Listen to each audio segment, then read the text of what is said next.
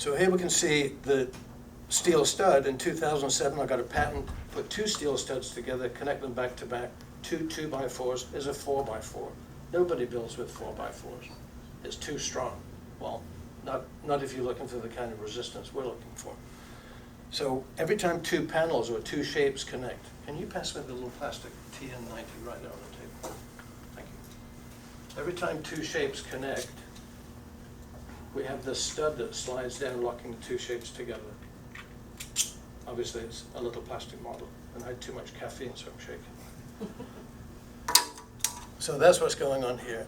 Then another thing that we use, and I'm a gearhead, so this comes from engine building. Normally you pull the head with about 20 studs into the block of an engine. So we're doing the same thing with the house. We've got a bunch of basically head studs that start at the roof, go right through the roof panel, through the holes that were cut in the foam, and directly into the ground. So now we tighten the house down. So now we're pulling the house, connecting the roof into the concrete slab. So the house is in tension. So all of this is pre-engineered, it's all part of the design package. What arrives on a job site is a complete house kit, or a structure. It doesn't have to be a house. Next slide, please, Sharon.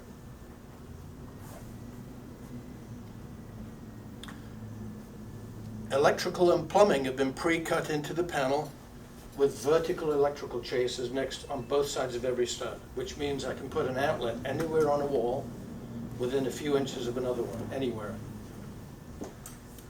It takes seconds with a hot wire tool to cut out a chunk of foam, pull a piece of foam out, slide in the electrical box and put two screws in it. So now I've just taken at least a day or two's worth of work away from an electrician. We'll bring him back in again later. So currently in a wood frame house, the electrician's drilling holes through structural wood studs. Everyone now wants a lot more electrical in the house. They want cables, they've got Cox cable and all kinds of other data cables running through the house. We've replaced a house in the Caribbean.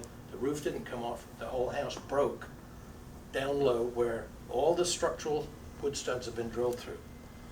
Made no sense at all. When you design a house, when the architect designs a house, he does not take into account someone's going to drill a whole bunch of holes in the wood studs. It's crazy.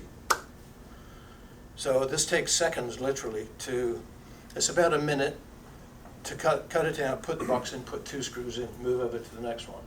So when we build the structure, we actually pull the wires through now, not the electrician. So we only need the electrician to come in to do the final hookup. He's expensive. Next slide, please. Plumbing's done on site. Same hot wire tool. The reason we do it on site, it could be done in a factory, but we're asking a very rough trade, the concrete guys, to place the plumbing in exactly the right place. And oftentimes it doesn't happen. So if we pre-cut where the plumbing goes in the panel and it's in the wrong place, we have to pre-cut it again, or cut it now on the job site. So what we've done here was, with every structure that we ship the hot wire tool. And the plumbing is now cut very, very quickly into the EPS foam. EPS foam, by the way, is expanded polystyrene, or styrofoam, people know it, mostly.